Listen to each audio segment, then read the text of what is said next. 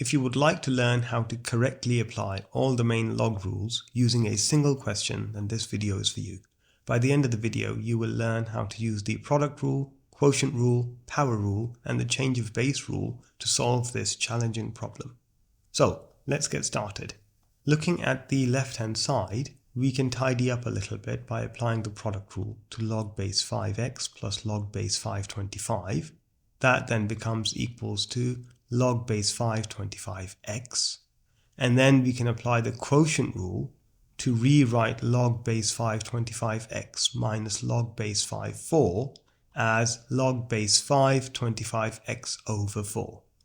Now turning our attention to the right hand side, we can use the power rule, which states that c log base b a equals to log base b a to the c, and therefore the right hand side becomes log base 3 9 squared, which is of course equal to log base 3 81.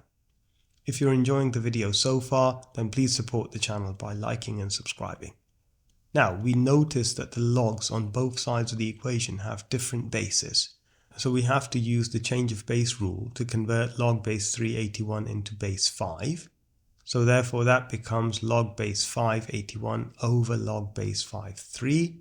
And the equation now becomes log to the base 5 25x over 4 equals to log to the base 581 over log to the base 53.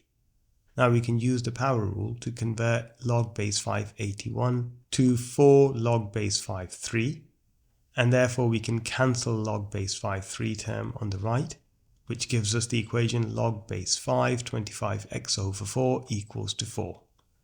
And then rewriting the exponent form, we get 25x over 4 equals to 5 over 4, and solving for x we get x equals to 100, which is the answer. If you found this video useful, then please also check out this video on solving log simultaneous equations. Thank you for watching and see you next time. Bye bye.